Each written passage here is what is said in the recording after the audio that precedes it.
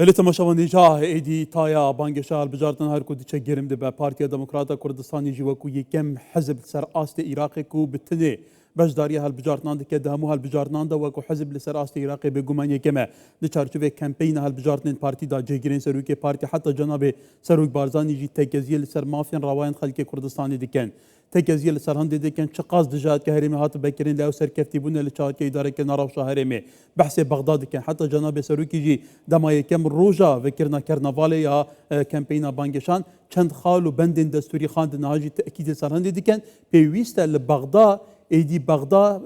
به هاولاتین دو تماشای ما کردستانی نه که پابندی بنماین دستوری به اگر دستور به تشار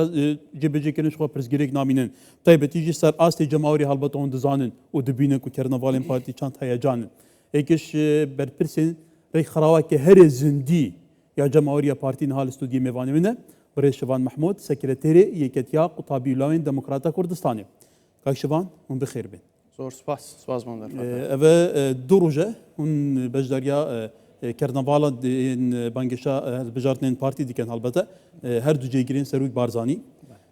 دو چارچوبه و بانگشا دا گلو ام دبینیم پیام پارتی نرمه زیادتر پیام پارتی تأکید لسرمافین خلق کردستانی دیکه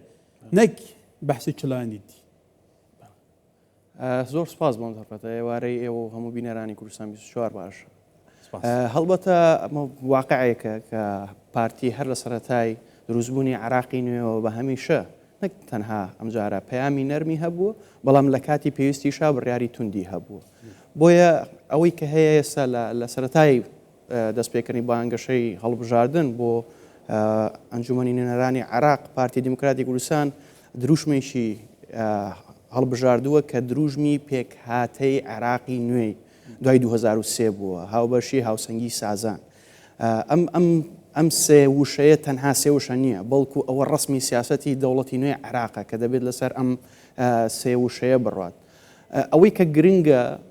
لە ماوەی چەند ساڵانی ڕابردووە کابینێک لە دوایەکەکانی حکوومەتی عراقیە ئەوەیە کە هەمان ئەو نەهجەیە کە لە سەردەمی مەلەکێت و سەردەمی کۆماری و سەردەمی ڕژێمی بەعسا بەردەوام بووە کە بابەتی قبول نەکردنە بابەتی عقلیەتێکە کە دێتن نایەوێتن هەرێمی کوردستان قبولکە ئەوە بەم دوایانەش کە ئێستا دەیبینێتن هەرێمی کوردستان لە چه ئاستێکی پێشکەوتن و ئاوەدانیدایە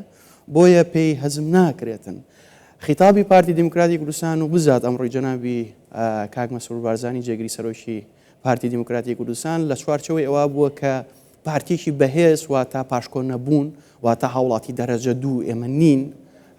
واتە پابندبوون بە دەستور واتە بەوەی کە ئەگەر پارتی بەهێز بێتن ئەوە کوردستان بەهێزە مافەکانی گەلی کوردستان پارێزراوە بله برزت کو سکرتری کش گرینگترین و زندترین رای خرام جمهوری پارتی کو تعبیر تخا قطبی لواند کی کو و دو تخین زندین البته روله و چارچوبه هوشیار کردن وی تخی جبو چواد که دیگشتن لپروسس دنگدانه دیگشتن تایبەتی چون بو بغداد سرچه بناوا بی چاوا تفاهمت قلبی واقعی بکن ئێمە لە یەکێتی قوتابیان و لاوانی دیموکراتی کوردستان هەر لە سەرەتای دەستپێکردی بانگەشەی هەڵبژاردنەوەوانێ بە گڕوتینێکەوەوانێ بەشداریمان لە ناو هەموو کایەکانی کۆمەلگایە کردووە بە تایبەتیەوەی کە بەڕست ئاماژەت پێ کرد توێژی قوتابی و توێژی لاوە ڕوونکردنەوەی پێویست دەدەین لەوەی کە ئایا بۆ چه حیزبێکی کوردستان نییە سیاسەتێکی نەگۆڕی هەیە ئەوە چه حیزبێکی کوردستان نییە بڕوا و عەقیدەیەکی جێگیری هەیە ئەوە چه حیزبێکی کوردستانیە دەتوانێت بەرگری لە مافەکانی گەلی کوردستان بکات ئەوە چه حیزبێکی کوردستانیە دەتوانێت شەڕی ماف و شایستەکانی گەلی کورد بکاتن لە عێراقدا ئەوە چه حیزبێکی کوردستانیە کە 8 ساڵ پێش ئێستا هەموو پلانەکانی لە چوارچەوەی داستانێکە بەناوی داستانی پردێ و سەحێلە نەهێشت کە هەرێمی کوردستان بکەوێتە ژێر گەلە کۆمەیەکی نێودەوڵەتی و ئەو عەقلیەتەی کە باسمان کرد دیارەمە واقعە ینی وەڵامەکەشی زۆر ڕوون و ئاشکرایە کە پارتی دیموکراتی کوردستانە ئێمە تەنها ئەم ڕوونکردنەوە بە هەردوو توێژەکە دەدەین هەڵبژاردن لە دەستی ئەوانە بەڵام سوپاس بۆ خوا قوتابی و گەنجی ئێستا و لاوی ئێستا زۆر لەوە هۆشیارترێکن کە بە بانگەشەیەکی هەڵبژاردننی لایەنێکی سیاسی نەزۆک یاخود دوکانێکی سیاسی هەڵبخڵاتێت و بچێتە ژێر کاریگەری ئەوانەوە دەزانن کە ئایا مەچ حیزبێکی کوردستان نییە لە عێراقدا دیفاع لەگەلی کوردستان. بله سپاس با بیر اینانوا کاک شبان البته تماشاوانه جا که میوانم کاک شبان گویی ایرو هشتمین سال وگرا داستانا پرده دما کل پرده به سرکردات یا جناب سروی بارزانی دی هزا پیشمرگی کردستان ستوب به داگیر کران کرکویان پشتی کرکوک دی بین هولی ریجی داگیر کن لی دی لویره بو خونا حشتران داستانه که قهرمانه جاره که دنها تمار کردن و کتو تیت گنجولاوکان البته خویان دزانن یعنی میجی پارتی چند میجوی که پر لسروری و خبات و تیکوشانه بەڵام لە ئێستاش خۆتە زانی هەم ماکینەیەکی زەبەلاحی دژاتی ئەزمموی هەرێمی کوردستان و کاڵکردنی هەستی نەتەوی و نیشتیمانی هەیە ئەمە زیاتر ئیش لەسەر گەنج و عقلیەتی گەنج و تێگەی گەنج دەکەن کەواتە ئێوە لەوانەیە لە هەموو ڕێکخراوەکانی تر ڕوڵتان هەستیارتر و گرنگتر بێ بۆەوەی بە خەڵک بڵێن بە گەنجەکان بڵێن ئەمە وانە ئەمە نیشتیمانی خۆمانە پێویستە نیشتیمانی خۆمانە بە تایبەتی لە چارچەوەی هەموو ڕاستپاردا و شیرەتەکانی سەرۆک بارزانی و هەموو کاتێک تەکید لەسەر دەکاتەوە کاک شوان خۆی کاکەکار زۆر جار سوۆسیال میدیا واتە میدیا بە شێوەیەکی گشتی کە دوو لایەنی هەیە دوو ڕووی هەیە هەمیشە لایەنەکانی دیکە بە چاواشەکردن لە ناو تۆڕە کۆمەڵایەتیەکانە لە میدیاکانە لە تەلەڤیزیۆن و لە هەموو شوێنێکە هەوڵ دەدەن کە ئەم دۆخەی کە دروست بووە لە هەرێمی کوردستانە بیخەنە سەرشانی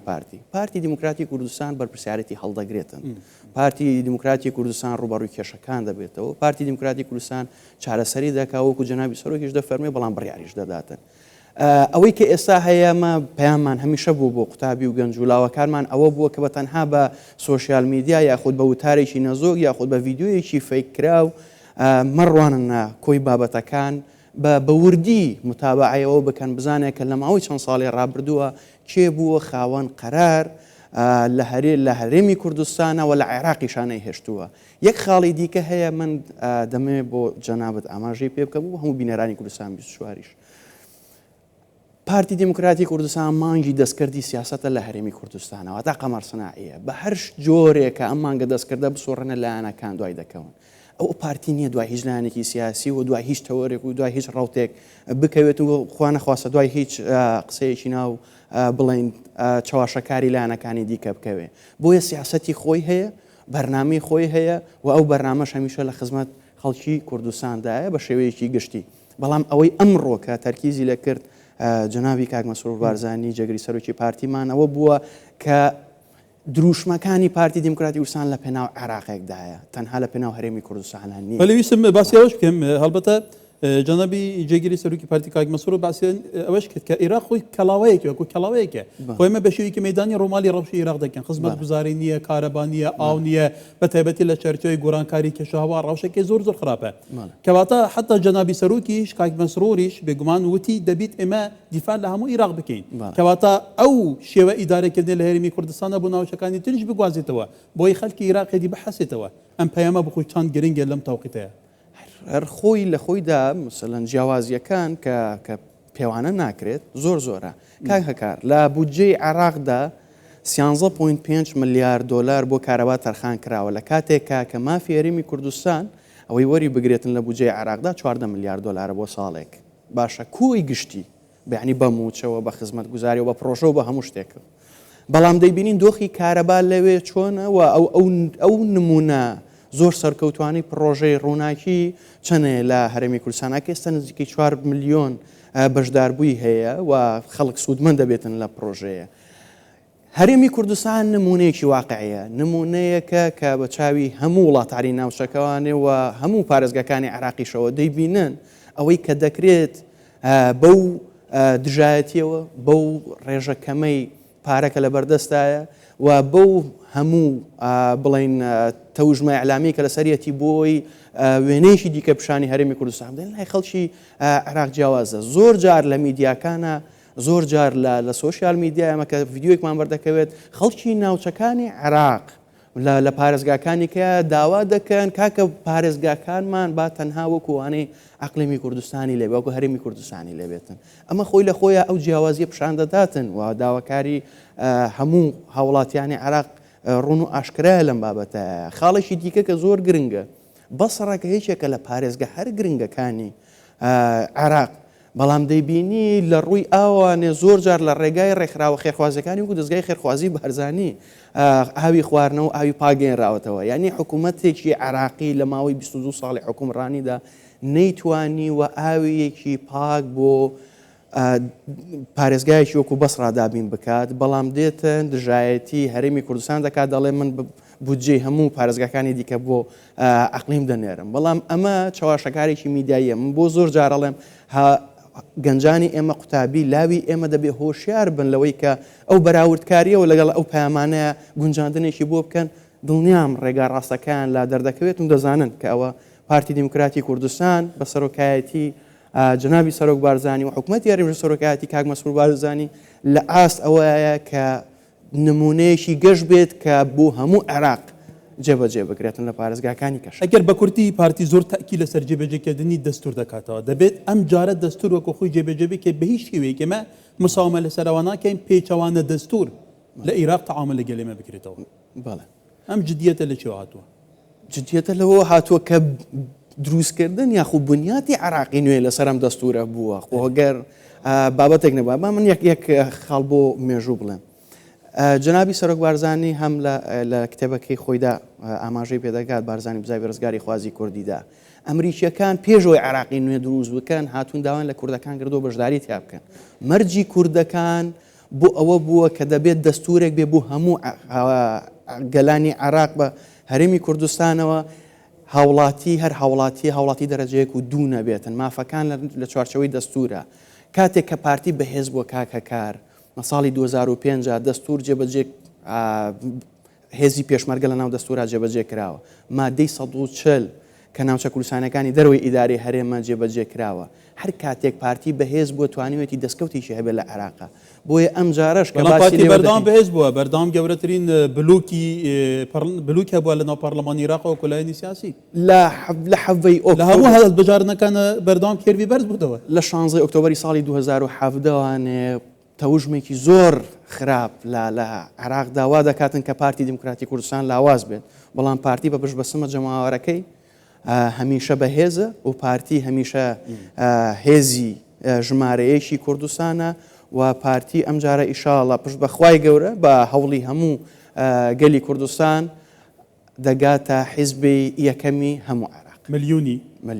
بەڵێ شەڤان محمود سکرتێری کەتیا قوتابی لایەن دموکراتە کوردستانê gelê spas kar سپاس بۆ تۆ سپاس بۆم دەخێر